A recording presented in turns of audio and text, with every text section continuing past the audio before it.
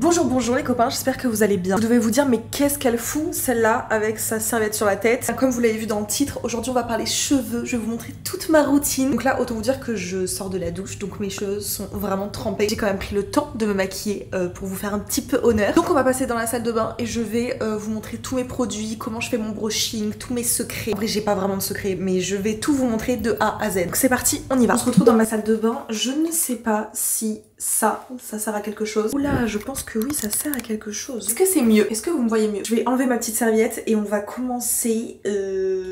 Attendez, est-ce qu'on voit ça dans le retour écran? Est-ce que vous aussi vous faites partie de la team qui mettez en boule vos petits cheveux dans la douche, qui les accrochez comme ça sur la vitre de votre douche? Moi je fais ça. Bon, je vais enlever ma serviette parce que ça fait bien une demi-heure qu'elle est sur ma tête, donc je pense que mes cheveux sont secs. Est-ce que dans un premier temps on parlerait pas des shampoings et enfin globalement des produits que j'utilise sous la douche? Je vous en ai déjà un petit peu parlé dans ma FAQ, je vous ai montré 2-3 shampoings, 1 ou 2 masques et je vais vous remontrer parce que là c'est vraiment la vidéo dédiée, on est un peu là pour ça et je vais je pense vous montrer un petit peu plus de produits. Ok, j'ai pas 10 000 produits sous la douche, j'ai 4 shampoings et pour le coup là j'ai un seul masque et un après-shampoing. Je vous avoue que ma routine change tout le temps parce que je reçois des produits, donc j'en teste tout le temps des nouveaux et donc des fois j'ai des coups de cœur, des fois un peu moins. J'achète aussi beaucoup de produits moi-même. Bref, et là en l'occurrence en ce moment j'utilise le shampoing Redken que du coup je vous ai déjà montré dans ma FAQ. C'est un shampoing revitalisant, fortifiant pour les cheveux colorés. Je le trouve cool, en vrai un shampoing ça reste un shampoing, je fais vraiment partie de la team, je ne vois aucune différence entre un bon shampoing et un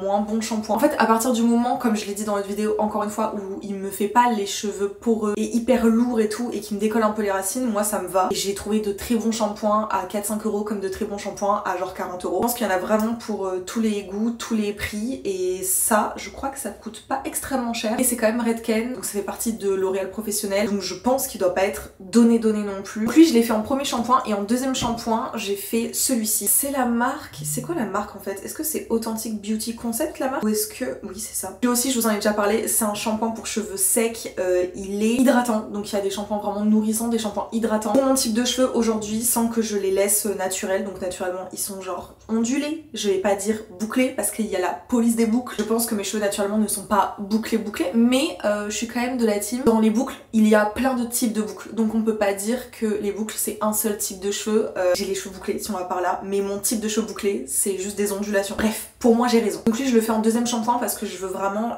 finalement qui m'apporte tout ce qu'il est capable de m'apporter, donc de l'hydratation, alors que lui j'ai pas l'impression qu'il m'apporte grand chose, donc je le fais en premier comme ça, il décolle mes racines, il enlève le gras de mes cheveux, il enlève toutes les poussières et tout, et lui vient m'apporter tout ce dont j'ai besoin. J'ai aussi lui dans la douche, c'est le Ultra Doux Garnier au charbon magnétique sans silicone avec 94% d'ingrédients d'origine naturelle. Celui-ci est vegan, cruelty free, j'ai l'impression que c'est pas le cas pour tous les produits L'Oréal. C'est encore un peu un mystère pour moi, mais la plupart que je teste sont cruelty free vegan, mais il y en a c'est pas le cas et je comprends pas pourquoi. Je le trouve cool, franchement encore une fois il nettoie bien mais c'est pas un truc de ouf non plus. Alors lui je m'en sers plus parce que c'est un shampoing de chez Olaplex mais pour les blondes, enfin pour les cheveux décolorés. Donc quand j'étais très blonde c'est vraiment le shampoing qui me sauvait parce que c'est un shampoing violet, très violet. Ils disent que c'est un shampoing tonifiant, répare, hydrate et éclaircit pour tous les cheveux blonds, décolorés ou gris. Effectivement quand mon blond était un peu jaune, un peu terne, dès que je faisais un shampoing de ça c'était juste incroyable. Maintenant je m'en sers plus donc je vais arrêter de le mettre dans ma douche parce que juste j'en ai plus besoin maintenant que je ne suis plus blonde. Et pour le masque aujourd'hui je n'en ai qu'un dans ma douche et c'est celui dont je vous ai parlé, c'est le Hils Formula. J'en teste plein,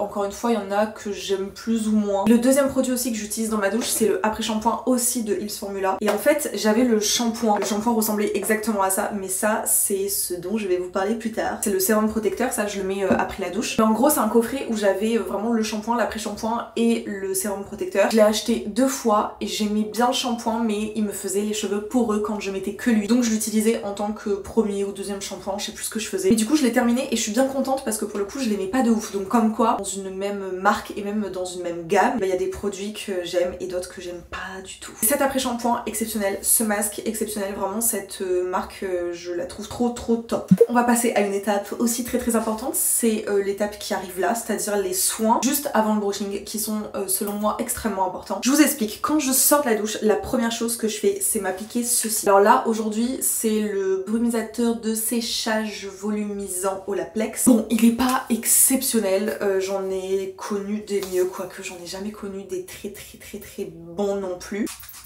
J'en ai presque plus, mais il fait l'affaire. Mais en toute honnêteté, ce que j'aime dans les brushings et ce que j'aime dans mes coiffures et dans les coiffures en général, c'est le volume. Vraiment, c'est le maître mot de ma personnalité. J'aime que mes brushings soient extrêmement volumineux, quitte à ce que vraiment ça fasse comme ça là, vous voyez. Vraiment, je suis Marge Simpson, ça me plaît. Donc j'avais déjà testé la mousse de chez Wow. J'avais testé cette mousse mais je l'ai rachetée une seule fois je crois, mais j'étais pas convaincue. En fait, pour activer cette mousse dont je vous parle, il fallait vraiment sécher depuis la racine et en fait activer les bienfaits avec une source de chaleur. Sauf que vous allez voir, mais mon brushing il part pas vraiment de la racine, enfin je sais pas comment expliquer. Bon, de toute façon je vous montrerai. Bref, c'est pas une mousse qui m'a marqué de ouf, donc je suis encore en recherche d'un produit extraordinaire qui va me faire un volume de dingue et je n'ai pas encore trouvé ce produit là. Je crois que j'en ai vu un sur TikTok, je vous l'afficherai là si je me souviens bien. Il était pas très cher et je l'ai trouvé sur Zalando, donc je pense que je vais le tester. C'était pareil, une mousse à mettre en racine en mode volume extrême et tout. Je sais plus du tout de quelle marque, donc je vais l'acheter, je vais le tester et si vraiment il me fait un volume de malade qui tient dans le temps, parce que ça c'est le gros problème du volume. Quand mon brushing est fini, quand j'ai fait toutes ces étapes là, j'ai du volume, mais il ne reste pas, je suis pas surhumaine. À la fin de la journée, finalement j'ai pas forcément de volume genre. Donc ça me plaît pas trop. Moi j'aimerais que mon volume il reste toute la journée, 3 jours, 10 jours. Ensuite, très important, il faut un protecteur de chaleur. Donc là, comme je vous ai dit, j'ai le... Mais toutou! Je crois qu'elle supporte pas quand je parle, elle comprend pas. Donc il y a celui-ci que j'ai presque fini pour la deuxième fois. C'est le sérum protecteur, pareil, de chez Ils Formula. Et donc j'ai aussi collaboré avec Redken sur ce produit en particulier. Donc ça c'est le même concept, hein. C'est un petit gel crème que d'ailleurs on va s'appliquer tout de suite. Et donc il y a aussi celui-ci de chez Redken, pareil, il hydrate, il protège contre la chaleur et il aide au coiffage. Donc ça c'est un peu un 3-4 en 1. Je trouve ça complètement indispensable quand on fait un brushing d'avoir un protecteur de chaleur et qui est en même temps un produit qui t'aide à mieux coiffer tes cheveux. Donc je vais me dépêcher un peu parce que là mes cheveux commencent vraiment à sécher. Je fais plus ou moins des séparations, genre juste je soulève un peu mes cheveux et j'en applique juste sur les racines. J'insiste un peu sur le haut de la tête parce que c'est surtout là que j'ai envie d'avoir beaucoup de volume. Et je mets une bonne noisette parce que quand même j'ai beaucoup de cheveux. Là j'applique vraiment sur les longueurs et les pointes. Ce produit sent vraiment très bon.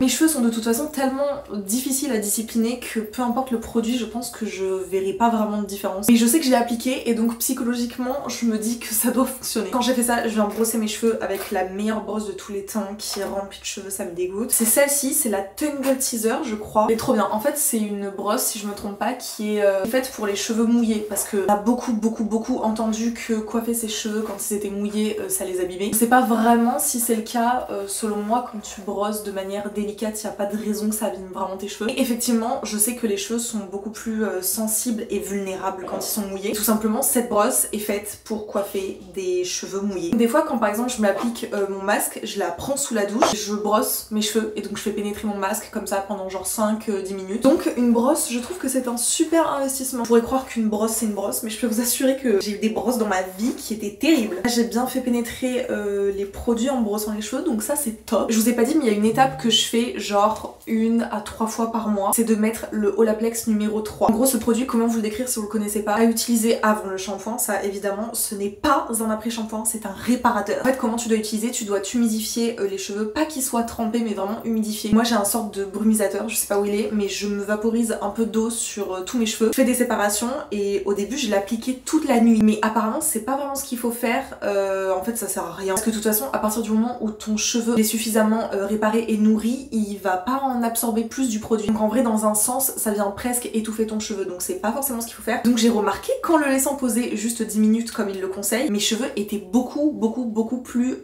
doux et soyeux et brillants. Parce qu'en fait c'est tout simplement ce qu'il conseille de faire quoi. Moi je me disais bah si je le laisse poser toute une nuit au lieu de 10 minutes forcément ce sera encore mieux. Et bah pas forcément parce que le produit il sèche. Donc le lendemain matin je me réveillais avec les cheveux tout cartonnés en fait. Et ce produit quand j'étais très blonde il m'a vraiment sauvé mes cheveux. Je l'utilise moins parce que je trouve que mes cheveux sont en plutôt bonne santé et puis j'avoue j'oublie. Mais je tenais à le notifier parce que c'est un très bon produit et j'adore Olaplex. Franchement je suis fan. On passe à la partie la plus importante, évidemment le brushing. C'est je pense la question qu'on me pose le plus dans ma vie. En vrai que ce soit dans la vraie vie parce que quand je me balade, des fois on m'arrête dans la rue ou dans le magasin pour me dire j'adore vos cheveux. Donc vraiment c'est un flex mais monumental. J'ai l'impression quand même que mes cheveux faisaient un peu plus d'effet quand je l'ai pas coupé, donc c'est à dire quand ils étaient là. Mais c'est pas grave, ça va repousser, ça va repousser. Donc pour faire mon brushing de star, j'utilise le Dyson, évidemment, toujours le Dyson. Je sais que ce produit fait polémique, enfin je pense qu'il y en a beaucoup qui savent pas l'utiliser. Moi moi-même quand j'ai fait cet achat à plus de 500 €, je suis rentrée chez moi et que j'ai essayé, ça n'a pas fonctionné. Je peux vous dire que ça n'a pas fonctionné, j'étais à deux doigts de pleurer, mais en fait je comprenais pas, j'y arrivais pas. Je m'étais dit mais j'ai vraiment balancé 500 € par la fenêtre.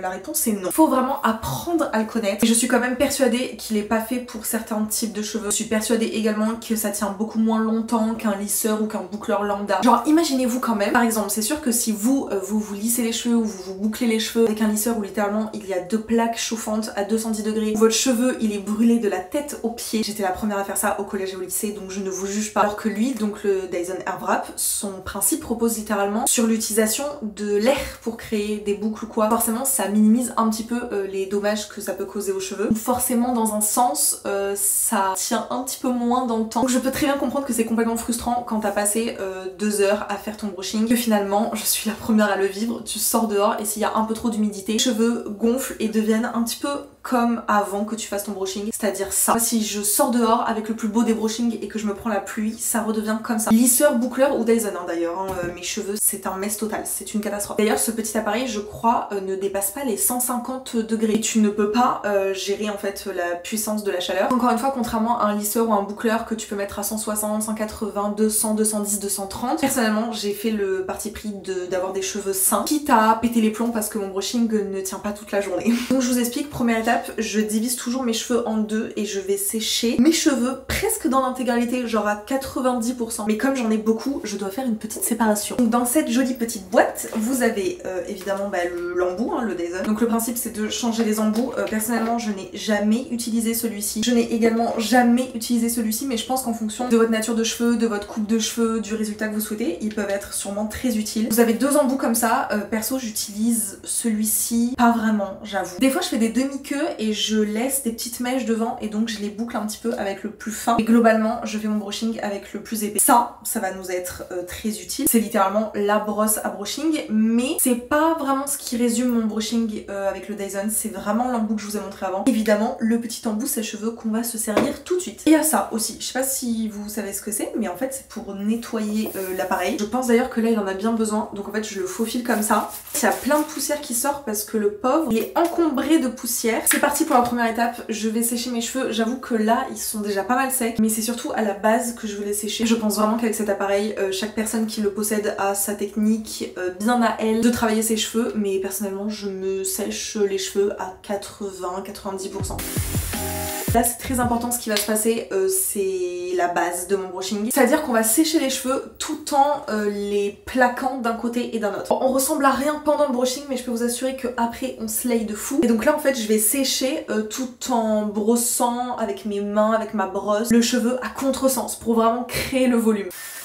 Voilà, donc si vous avez ça, on est sur la bonne voie, c'est pas mal. C'est ça de brosser et de sécher des cheveux bouclés ou ondulés, c'est une catastrophe. Là on passe à la deuxième étape du brushing, alors allez savoir pourquoi. Des fois ma deuxième étape c'est de prendre cet embout et de séparer mes cheveux et de commencer à pré-brushinger. J'ai l'impression que mes cheveux sont quand même beaucoup moins volumineux quand je fais ça en deuxième. Donc la plupart du temps, et c'est ce qu'on va faire aujourd'hui, je passe directement à cet embout. En fait celui-ci je le garde pour la fin, juste pour faire ma frange rideau et pour un peu plaquer les frisottis, tout ça. Donc personnellement, comme vous avez pu le voir, j'ai énormément de cheveux, donc je fais beaucoup de séparation. Donc je vais mettre le deuxième embout et là, en fait, je sais pas comment vous expliquer, mais à chaque fois que je fais mon brushing, je fais jamais vraiment la même chose. Je fais un peu au feeling, des fois je fais toutes mes mèches vers l'extérieur, des fois j'alterne entre intérieur et extérieur, des fois je fais beaucoup intérieur pour créer un peu un brushing années 70, mais celui que je fais le plus souvent, c'est quand même une mèche intérieure, une mèche extérieure. Ce qui est bien avec ce Dyson là que je possède, parce que je crois qu'il y en a pas des nouveaux qui sont sortis, c'est que en un clic en fait je peux échanger le sens du vent, alors que je sais qu'il existe des Dyson qui sont ceux de la première génération je crois. Tu dois vraiment enlever et mettre celui qui va dans l'autre sens, donc c'est beaucoup plus chiant. Si vous avez ce Dyson là, bah vous faites comme vous voulez. Donc je commence toujours par l'extérieur, je mets le vent à fond, la chaleur à fond. Une fois que j'ai enroulé la mèche, je reste à peu près genre 15-20 secondes. Une fois que je suis en haut et que j'ai bien enroulé ma mèche, je mets directement froid. Je laisse 5-10 secondes sur chaque mèche pour la figer, tout simplement avec de la fraîcheur.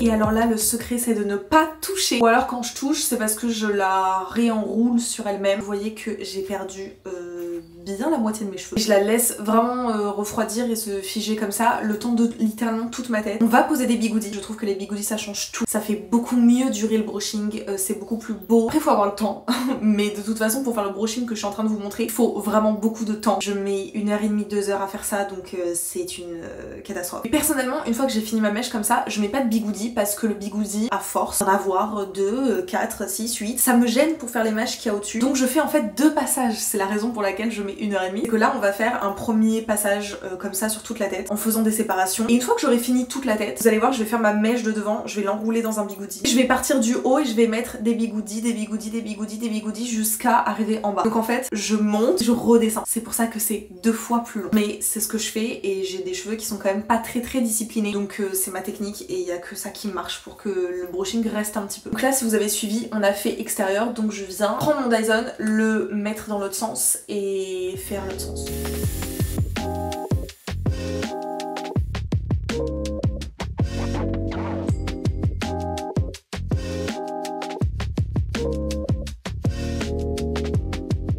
Bon, ça c'est ce à quoi je ressemble une fois que j'ai fait toute ma tête. Là, il reste cette petite frange rideau à faire. Littéralement, c'est elle qui va faire toute la beauté du brushing. Donc il ne faut absolument pas la louper. Donc vous avez compris, je mets cette embout et moi j'aime bien venir un petit peu l'humidifier parce qu'elle a bien séché et en faisant chignon sur chignon, je pense qu'elle a pris un pli qui est pas top. Donc j'humidifie un petit peu la racine pour recréer un peu de volume. Du coup, je mets toujours un nouveau petit coup de spray un peu devant et derrière. Et là, je vais faire intérieur, extérieur, intérieur, extérieur. Là, je la maintiens en l'air, je prends mon premier bigoudi, j'essaye de bien placer les pointes et après je roule. Une fois que je l'ai placé, je suis une grande malade, moi je viens mettre 2 pinces devant, derrière, en vrai je sais pas trop ce que je mets. Et voilà pour le premier bigoudi de poser. En gros, je vous explique, j'ai une boîte à bigoudi, donc en tout premier j'avais acheté ces bigoudis là. L'année dernière j'étais pas trop bigoudi, donc j'avais pris des plutôt gros. Mais du coup ça fait pas des boucles aussi serrées que ça, sachant que là on va poser les bigoudis, ça va être encore plus serré. Sauf que j'avais mal jaugé le truc, donc j'ai acheté ce type de bigoudi. Autant vous dire que la différence est assez présente. Donc je crois que c'était la semaine dernière, je me suis dit il faut que j'achète des bigoudis vraiment intermédiaires. Donc j'ai acheté ceux-là, donc celui que j'ai posé là. Et nous pourrons voir que du coup il y a vraiment 3 diamètres complètement différents. Je me sers un petit peu des jaunes pour faire tout ce qui est mèche du dessus. Globalement les bleus je les utilise plus trop. En vrai là je pourrais totalement rester comme ça. Mes cheveux ont bien pris le brushing. Les boucles là ne sont toujours pas défaites hein, donc c'est très Louis XVI mais c'est normal. Je pourrais totalement genre garder mon bigoudi comme ça une demi-heure, je l'enlève, je brosse un peu mes cheveux, je mets un peu d'huile et c'est très bien. Mais quand je veux faire le brushing à fond, je mets tous mes bigoudis. Donc on va quand même le faire. Donc en fait on remet cet embout là. Comme j'ai pas défait mes boucles, je vois exactement mèche par mèche ce que j'ai fait auparavant. Donc je vais reprendre indépendamment chaque mèche, je vais la réchauffer un petit peu et une fois qu'elle est un petit peu chauffée, je remets genre 5 secondes de l'air froid pour pas me brûler les doigts. Donc c'est parti, je vous montre une mèche. Là on met le froid, vraiment 5 secondes, je prends mon bigoudi, je le fais glisser jusqu'en bas. Je sais même pas si je sais bien poser des bigoudis, mais écoutez c'est comme ça que je le fais instinctivement. Et je remonte doucement en faisant attention de bien prendre tous les petits cheveux. Donc là j'ai pris le bigoudi le plus serré, je le mets jusqu'en haut. Normalement ça tient tout seul, mais si jamais ça tient pas tout seul, bah personnellement j'ai acheté des petites pinces, comme les 2 que j'ai mis là, j'en prends une et je le mets ici. Dites-vous bien une chose, c'est 15h43, j'ai commencé à faire mes cheveux vers 14h. Donc ça fait 1h45, après le fait que je filme, que je vous parle, évidemment ça prend plus de temps, mais c'est genre tellement long de faire ses cheveux, enfin en tout cas la manière dont je fais mes cheveux, c'est juste interminable. Et ça fonctionne, voilà, là je vais rester comme ça je pense, pas forcément très longtemps parce que c'était juste pour vous montrer comment je les mettais. Je les place vraiment de manière aléatoire, je vous ai pas montré tout le processus parce que j'avais pas de batterie, entre autres. Et aussi et surtout parce que c'est juste quelque chose de hyper répétitif. Donc en fait ce que j'ai fait là et que je vous ai montré, je l'ai juste fait sur toute la tête. En fonction des mèches que je prenais, je mettais un bigoudi un peu plus gros ou un peu plus petit. Je vais faire un petit 360 sur moi-même, j'espère que vous allez comprendre un peu comment je les ai placés. C'est parti, ça fait 20 minutes que je les ai posés. En fait normalement je fais mes cheveux avant et le temps que ça pose, je me maquille par exemple, donc ça prend une demi-heure. Des fois je mange, ça prend 1 heure, enfin bref je les laisse tout le temps que j'ai devant moi finalement. Donc évidemment pour pas casser le brushing et ne pas avoir des cheveux dans tous les sens, on part du bas vers le haut.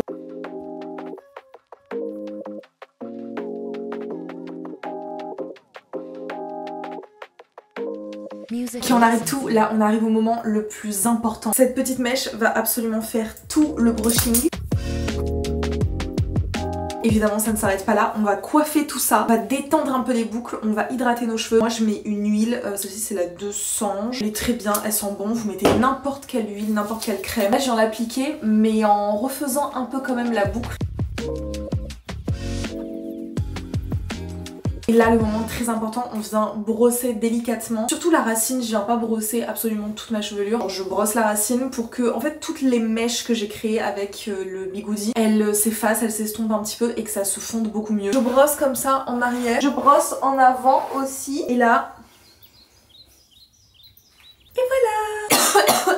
Oula, qu'est-ce qui m'arrive? Là ce que j'aime vraiment c'est que j'ai les racines hyper décollées. Vous voyez quand je vous dis que j'ai pas beaucoup de volume, déjà je trouve que là j'en ai pas non plus énormément. Je peux vous dire que dans 1 heure ou 2 c'est beaucoup plus raplapla que ça, sachant que j'ai déjà eu beaucoup plus de volume que ça. Donc il faut vraiment que je me trouve une mousse volume ou un spray volume, un truc qui va être hyper efficace. Voilà les copains, j'espère que cette vidéo vous aura plu. Franchement je vous ai donné tous mes petits tips, j'ai détaillé comme j'ai pu. Je vous fais de gros bisous, je vous laisse et je vous dis malheureusement pas à la semaine prochaine parce que je serai à Paris. Je vais tout vlogger, j'ai un programme bien précis. Je vous emmène évidemment avec moi, j'espère que ça vous dit. Dites-moi quand même si ça vous dit, sinon je laisse ma caméra à la maison. En attendant la prochaine vidéo, n'hésitez pas à vous abonner à mon petit Instagram, à mon petit TikTok. Sur ces réseaux je poste beaucoup plus régulièrement. Je vous fais de gros bisous et je vous dis à dans 2 semaines.